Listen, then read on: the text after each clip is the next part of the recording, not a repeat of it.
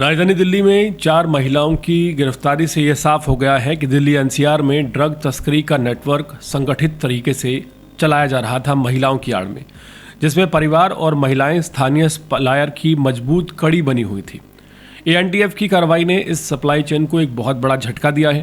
Crime branch की NTF कार्रवाई में गिरफ्तार चारों महिलाएं आरोपियों की जो भूमिका है वो ड्रग सप्लाई चेन में अहम पाई गई है, जिनमें 22 वर्ष की दीपाली जो कि रघुबीर नगर की रहने वाली है, उसको सप्लाई के रूप में गिरफ्तार किया गया है, जिसने हीरोइन की खेप आगे पहुंचाई थी।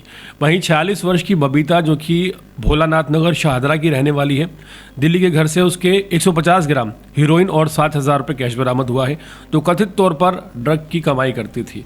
वहीं 36 साल की एक महिला संध्या को सुल्तानपुरी दिल्ली से गिरफ्तार किया गया है, जो कि सप्लायर और सप्लाई चेन मजबूत करने वाली कड़ी के रूप में काम कर रही थी। वहीं 40 वर्ष की एक महिला सपना को गिरफ्तार किया है, जो कि ज्वाला नगर शाहदरा की रहने वाली है और दिल्ली के इस नशे के कारोबार में नेटवर्क का प्रमुख स्रोत थी। इसका संबंध ट्रांस यमुना क्षेत्र के कुख्यात ड्रग तस्कर परिवार से बताया गया है।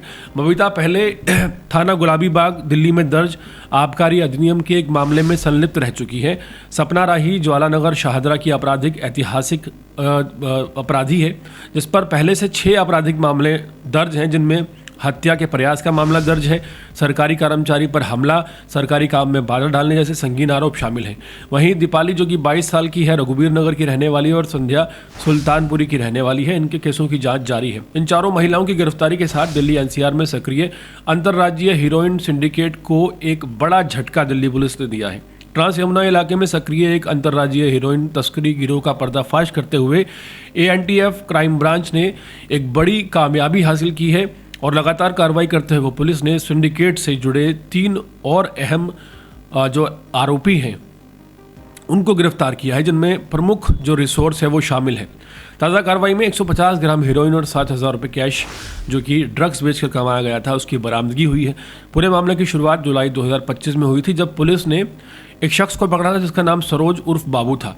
उसे करीब 790 ग्राम हीरोइन के साथ गिरफ्तार किया गया था। जांच आगे बढ़ी तो राजकुमार और दीपाली की भी गिरफ्तारी हुई। पूछताछ और टेक्निकल जांच के आधार पर पुलिस सप्लाई चेन की ऊपरी कड़ियों तक पहुंची।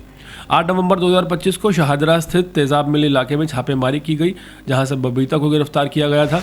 उसके घर से 150 ग्राम हीरोइन जो है बरामद हुई थी। पूछताछ में उसने खुलासा किया था कि उसे माल सपना नाम की एक महिला को से मिलता है। इसके बाद सुल्तानपुरी से संध्या को गिरफ्तार किया गया था, जिसे दीपाली की सप्लायर बताया गया।